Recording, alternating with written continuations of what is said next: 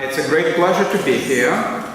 As part of a wonderful program which is known worldwide and for a good reason. And yes, and really have very high expectations for the future as well. I'm here to talk about wars and revolutions in the 20th century. Perhaps from the way the title of my talk was originally formulated in the program, you would be left with the impression that I was going to talk about one particular revolution and one particular war, the 1917 revolution and the present-day war in the Donbass. However, this is not the case. I'm actually going to present you with several wars and revolutions and try to show that they are important for the construction of Ukrainian identity today and the development of relations with Russia as well. And also that these wars and revolutions are contested not just in the discursive space, somewhere out there in academic publications and on social media, but in the actual space and time, physical space and the time of calendar celebrations, years, days and months. So I'm going to start with one particular moment in history, which is well remembered by many people in Ukraine and Russia. And that was March 18th, 2014, when President Putin gave an address to the upper house of the Russian parliament, asking to legalize the Russian annexation of the Crimea. During this address to the parliament, Mr. Putin made a few remarks about the present-day Ukrainian state. And one remark, which was calculated to sound as if it was an off-the-cuff remark, but it was in fact written into the speech, he actually said that for some reason, God knows why, after the revolution, the Bolsheviks created Ukraine. And that remark actually created a bit of a sensation in Ukraine, because in the Ukrainian concept of the history and identity as it existed by the time of that conflict with Russia, the Bolsheviks didn't really play such an important role in the creation of modern Ukraine. It was not them, really, but the Ukrainian People's Republic of 1918 that was seen widely as the precedent of Ukrainian statehood in the 20th century, which forced the Bolsheviks to create their own Ukrainian republic as well. And Mr. Putin did not quite realize that he was also walking into the trap. Into the trap because the anniversaries were fast approaching. The 100th anniversary of the Bolshevik Revolution and of course the 100th anniversary of the Ukrainian People's Republic. That allowed the Ukrainian politicians, historians and public figures to actually switch this discussion about history to the ground they were most familiar with. That was not the ground Mr. Putin wanted to play on. His preferred ground was in fact the memory of World War II, or the Great Patriotic War in the version in which it exists in present-day Russia. And of course Ukraine occupies a certain part in this version as a rather negative part, the way it is presented in Russia. However, the Ukrainians now wanted to play in a different field, on the revolutionary field, and they had some credentials in this field as well. At this point, I would like to leave this example with you for some time about Mr. Putin's comment and its consequences, and actually go back in history to look at some revolutions and wars that are going to be discussed today. The end of the Soviet Union is not usually seen as a revolution, but it was. In more than one sense, it was a substantial change of social and political system, a destruction, a slow one, and perhaps not sufficiently fast one, some would say, of the old political system and the creation of a new one. Thus, the Soviet collapse was a revolution, but it was also the revolution of historical memory and the notions of identity, particularly so in the cases of Ukraine and Russia. And what is interesting to note is that already then, these two countries were moving in different directions. With the collapse of communism in Russia, the Communist Party was banned, and the revolution, the Bolshevik Revolution of 1917, became a rather ambivalent event, which was to be condemned, and especially now under Mr. Putin's regime, as a disruption that destroyed a great power. But at the same time, an event which established another great power, the Soviet Union, which would become, under Stalin in particular, an important player on the world scene.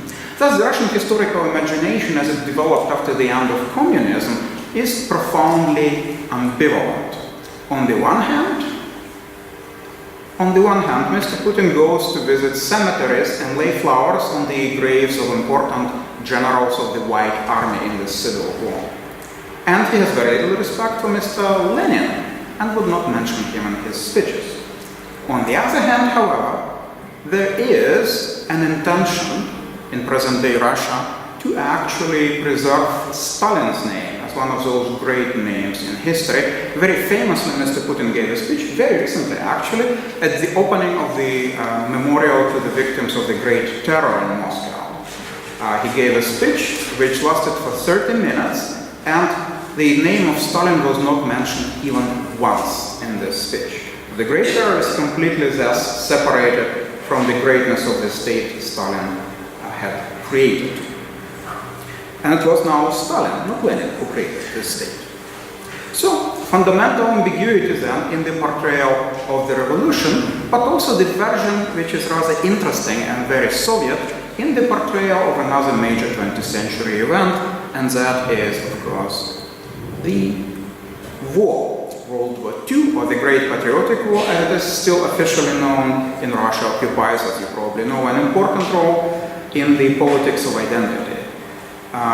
It is, in fact, participation in various rituals. Very recently, on May 9th, we witnessed them all around the world. Participation in these rituals now counts as a sign of loyalty to the Russian state, rather than the actual opportunity to remember and to remember the victims as well.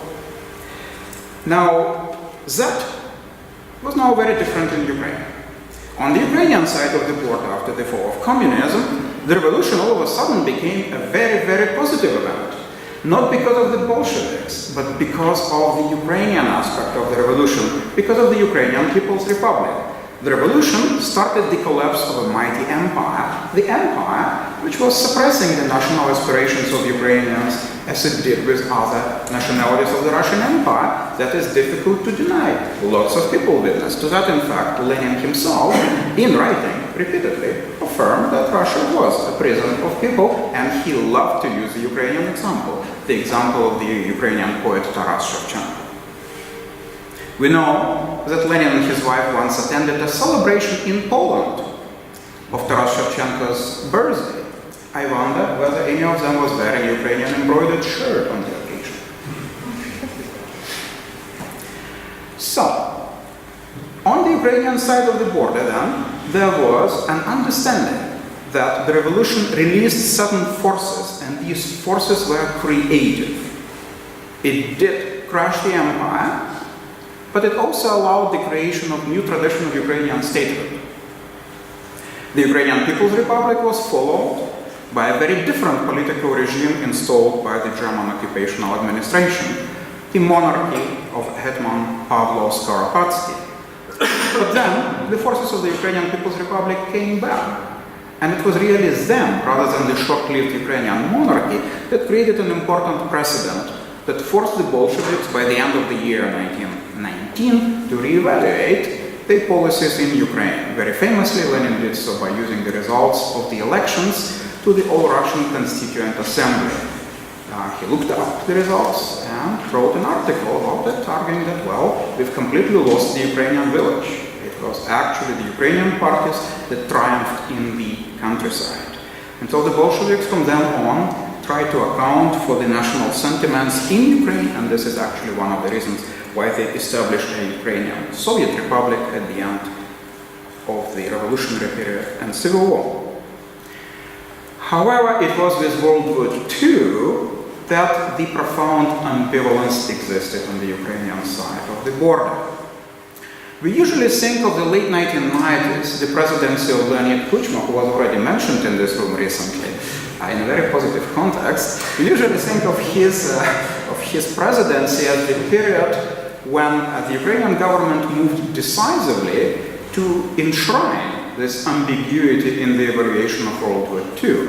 But in fact, the ambiguity existed at the level of school textbooks from the early years of Ukrainian independence. The most popular Ukrainian textbooks covering the events of the 20th century already paid equal attention to the resistance as the resistance of Ukrainian insurgents, Ukrainian nationalists, and to the other resistance to the Nazi rule, that of Soviet partisans and the regular troops of the Red Army. So that concept was already present throughout the 1990s. It was in the late 1990s that Ukrainian elites decided to actually institutionalize it. They organize a historical commission, historians have discussions, produce a very long final paper, which is then published as a monograph, which creates quite a stir in society, but the process is ongoing of recognizing that the old Soviet understanding of the Great Patriotic War is no longer acceptable. That Ukrainians and citizens of the Ukrainian Republic participated in various ways in resistance to the Nazi rule, and some of them participated also in the resistance to the actual Soviet rule too. As you realize, they could put them on the opposite side of the front lines, even though they were often the same people and never left the same forest. But ideologically, that would be very, very difficult to reconcile. And so a difficult balancing act had to be played by all the Ukrainian presidents and prime ministers for a long time. They would pay visits, they would pay homage to Soviet monuments of World War II, the monuments of the unknown soldier and such, but they would also, at a less prominent level, pay homage to the heroes of Ukrainian resistance on the nationalist side. So this difficult, complex balancing work persisted from the 1990s, and there was no social force or political force which would push the balance one way or the other, forcing the Ukrainian state to move strongly, endorsing, for instance, the nationalist periods. On the contrary, as my colleague Andrei Portnov has argued in his publications, the specificity of Ukrainian memory of World War II was in fact its hybrid character. The hybridity of the memory is a remarkable feature of the 1990s and 2000s, when various regions of Ukraine, various oblasts or provinces, could differ considerably in the politics of memory, in ritual, and even textbooks approaches to World War II. Thus, then, as we see, the Ukrainian and Russian side approach this moment of the present-day conflict from very different positions, as seemingly a very clear Russian vision of the war, but rather confused one about the revolution. On the Ukrainian side, seemingly clarity about the revolution, but a profound ambiguity about World War II. These positions were to change. And what changed them was, of course, primarily the Russian aggression, but also the way the revolution in Ukraine unfolded. And here again, using the term the revolution is perhaps slightly misleading, because Ukrainians are very fond of organizing revolutions, and very often in the same square, as you know.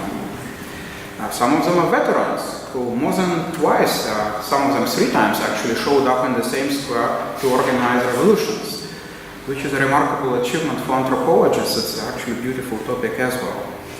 But these revolutions in themselves were also the moments that forced the politics of identity, in that they forced the Russian government to take a stand.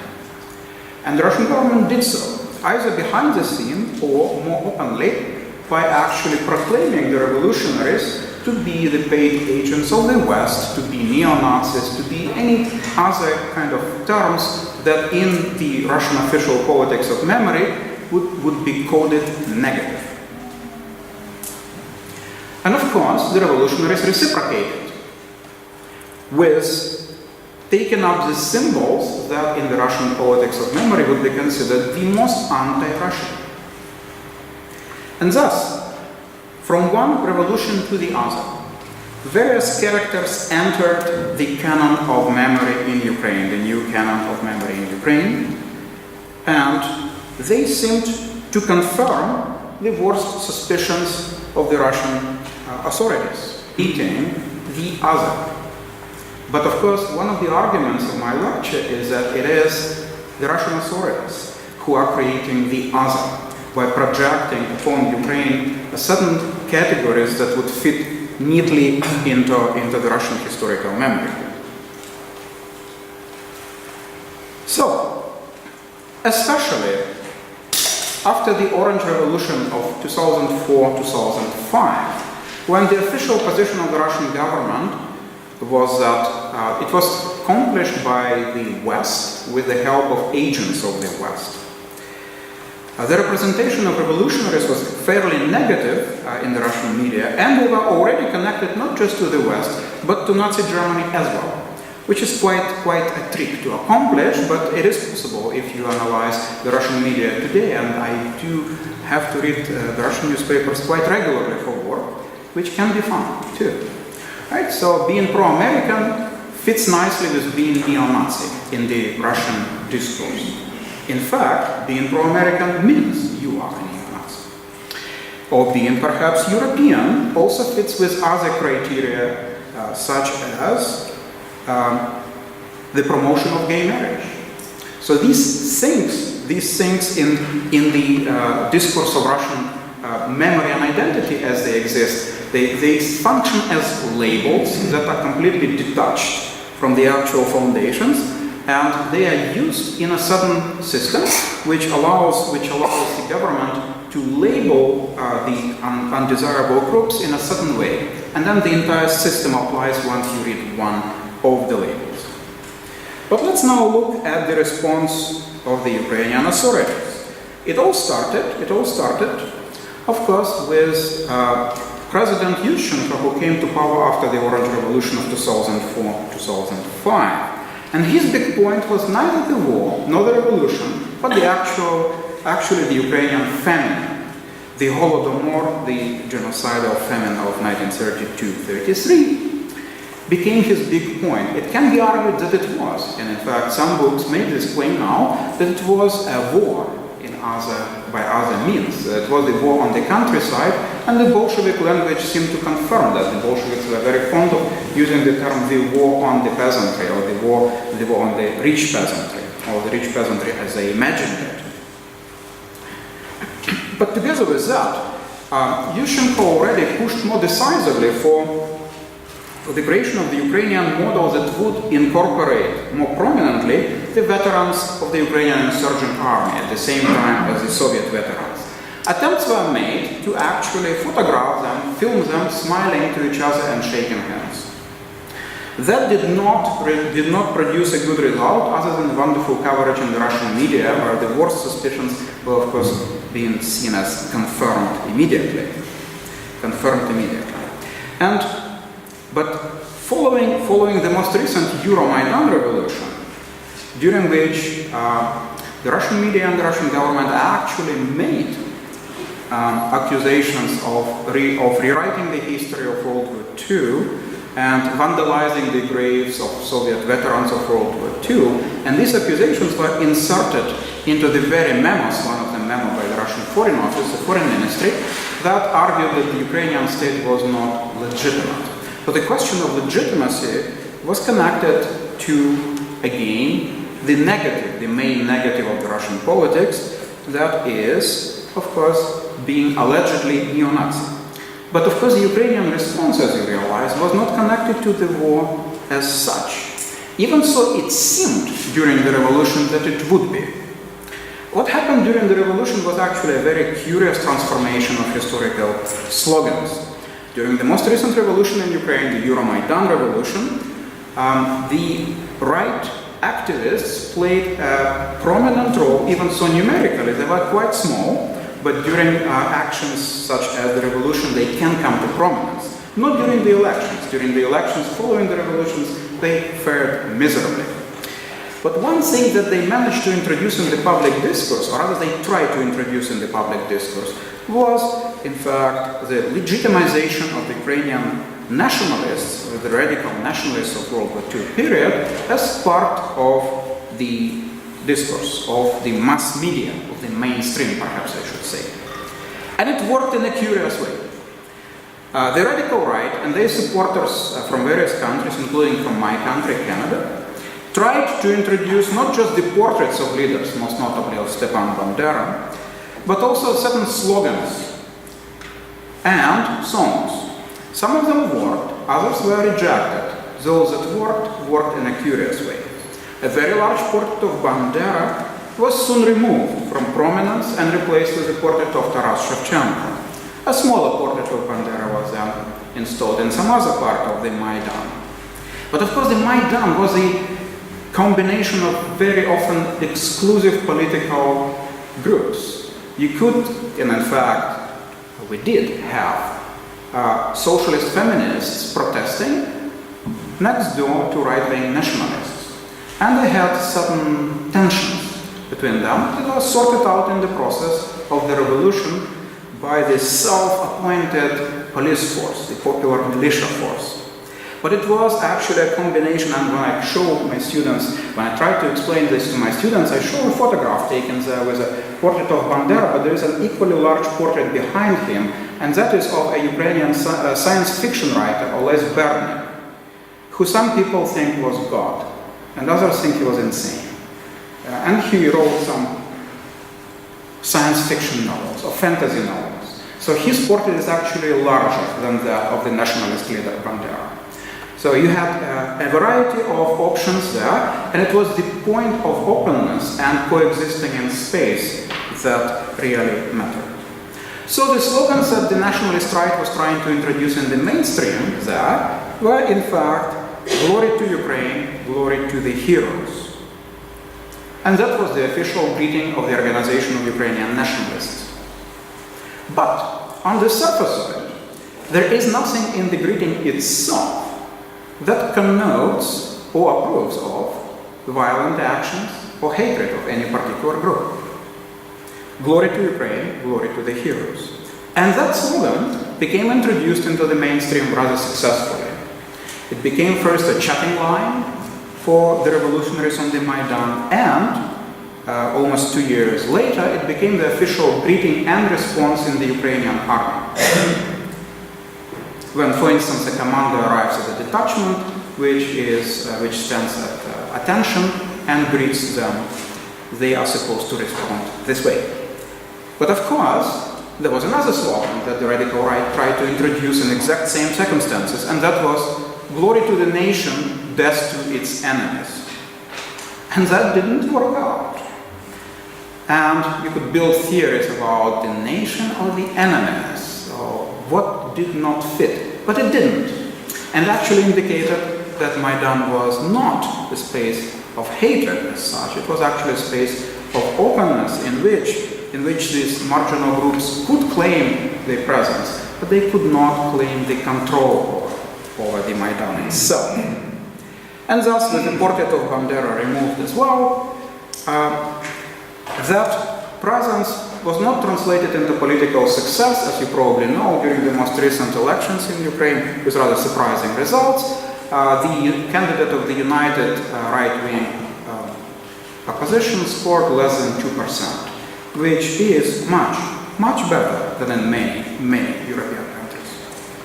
So, what then happened afterwards was that the Ukrainian authorities, and in particular the President Poroshenko and his administration, started looking for a new ideological foundation for their regime. And the reason for that is not the fact that they were brought to power by the West, allegedly, or not the fact that they were neo-Nazis, allegedly.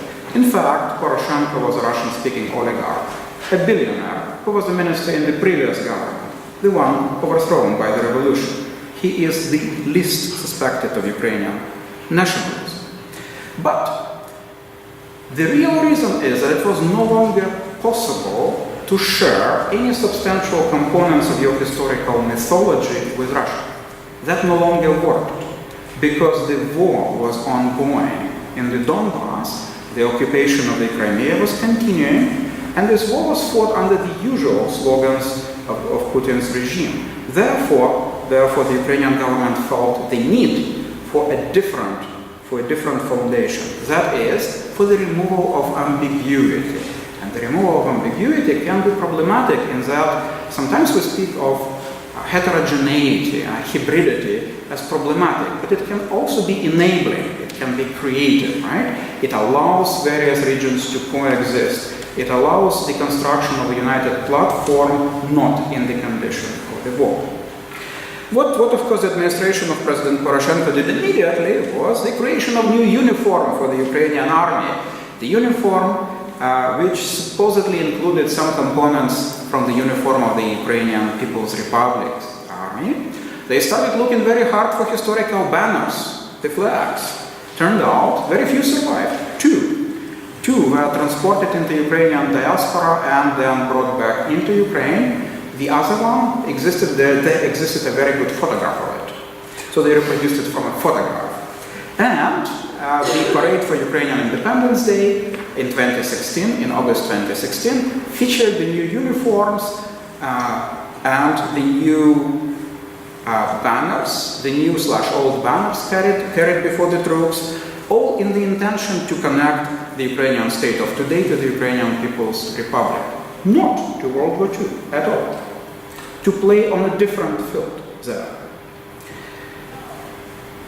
As well, the rehabilitation of certain characters from the period of the Ukrainian Revolution became possible. As some of you may know, the Ukrainian government is rather fond of building monuments, but also certain groups and the government are also fond of destroying monuments. This is one of those things which comes together with revolutions, this predisposition for revolutionary rearrangement of memory. And so, very early in the period of independent Ukraine, a prominent statesman from the period of the Ukrainian Revolution received an impressive statue in the center of Kiev. That was the historian Mikhailo Hrushevsky. He was not controversial in that he did not occupy a major negative role in the Soviet memory canon. So it was not part of Soviet identity to denounce Hrushevsky. It was part of our training as historians in the former Soviet Union to denounce him as a Ukrainian nationalist, but not in popular memory as such. And I have to say that when it happened, some of our colleagues reacted to this by writing rather smart articles and op-eds in the media about the legitimization of the new oligarchy by this figure, because the regime that the administrations of the 1990s were constructing was actually the regime built to exploit the natural resources of the state, to sell the resources of the state to private individuals, ideally family members of presidents and various ministers as such. So, but all of that was happening together with rehabilitation of Hrushevsky, big time rehabilitation.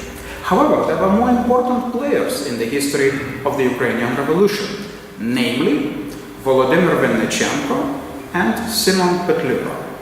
Neither of these could be really included in the Ukrainian concept of historical memory until the conflict with Russia, and one of them is still absent, in fact. And that, of course, indicates to you that the Ukrainian government's embrace of the revolution was of a peculiar nature.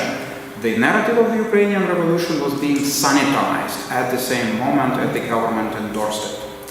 And that explains the relative insignificance of Volodymyr Vinnychenko. Even so, he was the head of the government for most of the existence of the Ukrainian People's Republic.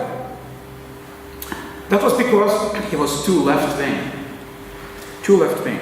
I was thinking, in fact, working on the corner of Karl Marx Strasse and Rosa Luxemburg Strasse, thinking that that would not be possible in Ukraine today, right? So Vinnychenko is too much to the left But what was wrong with Petlura? Not his alleged approval of the Jewish pogroms. In fact, he didn't approve them at all. But his name was connected in the West to the history of violent Jewish pogroms on the territory his government did not even control, but in any case condemned the pogroms. But rather, his presence in the Soviet version of history. He is a major negative character in Soviet historical narratives. And just like with other major negative characters from Soviet narratives, it was not easy for the Ukrainian government to mobilize him for their purposes. But that became possible after the events of 2014 and after Mr. Putin's speech. All of a sudden, a monument to Petlura was opened in a rather unfortunate, actually former Jewish neighborhood. And memorial plaques to Petlura are being unveiled in various parts of Ukraine, and a movie was made about him as well. A very strange movie, I must say. But still, when you start making movies about this character with state funding, and most movies in Ukraine today are actually made with state funding from the Ministry of Culture. Should I also add that the Minister of Culture himself usually makes a cameo appearance in these movies that his ministry funded, which would count as conflict of interest in any other country. But nevertheless, he usually does a good job, the minister. As I mentioned, moved decisively to reintroduce the major negative figures from the Soviet past, thus indicating what I would call a radical rupture in the politics, in the historical memory as perceived by the state. So it still elicited resistance in the 1990s to talk about the Ukrainian Cossack leader Mazeppa. And it definitely elicited resistance in the 1990s and 2000s to talk about Petlura, but not anymore. Moreover, Bandera's name, the name of the prominent Ukrainian nationalist from World War II period, is not fully embraced by the government, but it is out there. And I would argue that we actually live, and I have to say that Andrei co-edited a very interesting collection in Ukrainian, which in translation would be called Passions of Bandera, about Bandera, right? The Passion of Bandera, about the discussions of his activities. And I would argue that we live right now, the moment when his name is out there, but the meaning of his name is being defined. And the most interesting episode confirming the theory actually happened recently in Ukraine, when the police was called to resolve a business dispute. And a business dispute is an interesting thing in Ukraine. It's basically when people show up and beat you up and capture your property, right? That's called business dispute in Ukraine. But then, of course, the police shows up and beats up and captures the people who captured your property. So during one of those wonderful Ukrainian business disputes, which also means business people hire private armies in Ukraine just to prevent business disputes, during one of those business disputes, when beating up the people who were beating up previously the owners, some policeman yelled, "You, Bandera, stay there on the floor." So, which of course then prompted the question. So wait a minute, so when policeman is beating up people and calling them Bandera, that means Bandera is still negative. To which somebody in the government felt forced to answer, no, it is being redefined.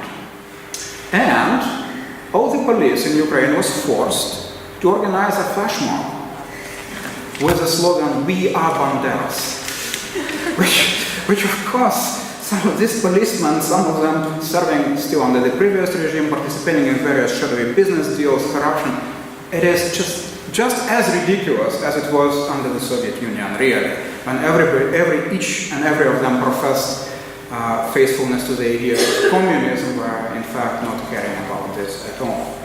But that is what I call the debate, right? So first you beat up people with his name, and then you try to apply this name to yourself. Then, in addition, and it seemed to me and others at the time that the Ukrainian government and the Russian government will forever be locked in this struggle between redefining a certain way the revolution and redefining a certain way World War II. But then, of course, it occurred to me that the revolution by now had more than one meaning. There was the revolution of 2004-2005, and most recently the revolution of 2014-2015. There was also more than one war. The war, which is currently ongoing on the Russian-Ukrainian border in the region of Donbass, generates casualties among the military and casualties among the civilians. There are reports every week from the front lines about the people killed, there are posts on social media about new victims of the war, their families, their native villages and such. And of course, that was also the possibility to get out from this debate, from being locked forever, right, in the revolution and World War II dichotomy. And I'm happy to say that somebody finally in the Ukrainian government realized that. They did not do so on their own. As usual, the intellectuals had to step in and argue in a gentle way to the government types, you are going to lose the elections, and they are going to lose the elections. And at the moment of losing the elections, or just after losing the elections, the government realized that there is a step they can take. A popular Ukrainian writer, one of the most popular Ukrainian writers, who is also extremely popular in Germany, Andrei Kurkov is a name,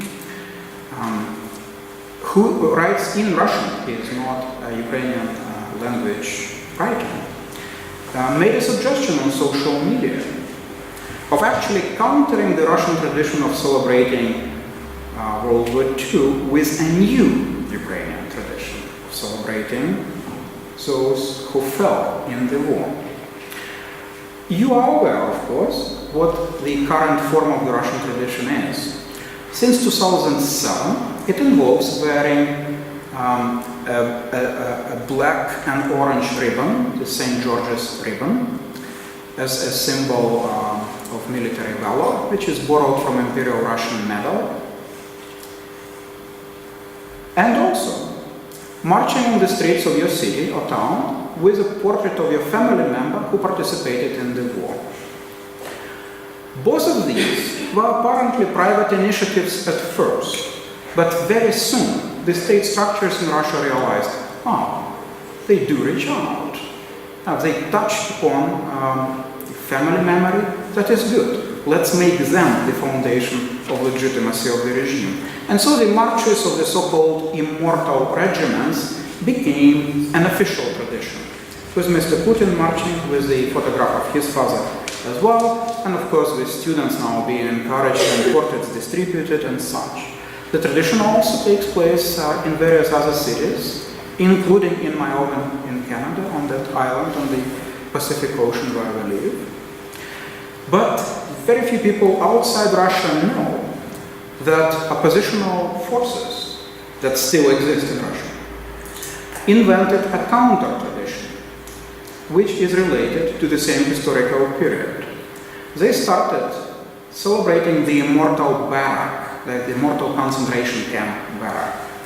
That is, installing plaques on the buildings or posting photographs of the people who did not participate in World War II because they were killed in the late 1930s, or because they spent the entire war in the concentration camps. And thus, of course, undermining this wonderful mythology of World War II, which, of course, restored Stalin to all his grandeur, right? So that tradition is very, and sometimes at conferences I find myself surprising the colleagues who just enthusiastically argue that this is a wonderful popular tradition, Russians have so much to celebrate. And of course it's helpful to see whether there is actual resistance to this Putinist invented tradition. So in the Ukrainian case, there was no equivalent.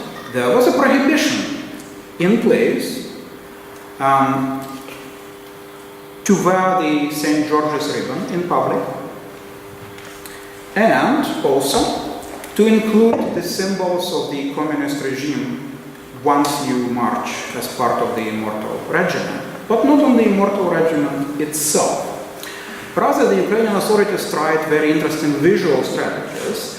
In the capital city of Kyiv, for instance, the Immortal Regiment usually marches a very short distance from the Arsenalna metro station, creating major inconveniences for people who live nearby, such as my parents, to the memorial of the unknown soldier. It's a short distance, probably less than a kilometer. And so, the strategy, the visual strategy of the Ukrainian authorities was actually to post soldiers on both sides of the street and to have them, and to hand to them Ukrainian flags. So that at least visually, large Ukrainian flags on both sides of the street would predominate over any symbols used by the participants of the Immortal Regiment. But finally, this year, after Mr. Kurkov's wonderful post on social media, which was quickly picked up by the Minister of Foreign Affairs and acted upon by the Ministry for the Veteran Affairs of Ukraine and the Ministry of Defense, they organized a march on May 8th, the previous day. And that was the march of the veterans and families of the fallen in the current conflict, which of course resonated even more than the distant World War II and went directly against the Russian rituals. But also, it was celebrated on a different day, May 8th. Soon after the Euromaidan revolution, the Ukrainian authorities took rather decisive measures. Some of us actually protested against the decisiveness of these measures, eliminating various symbols and names related to the communist, to the ideology and the communist state in the Soviet Union. And that included actually names like Rosa Luxemburg as well, as Karl Marx and such. But also at about the same time, they decided to institutionalize the ambiguity. The ambiguity was so pronounced that it needed to be institutionalized. And so the Ukrainian authorities created a second day that would mark the end of World War II.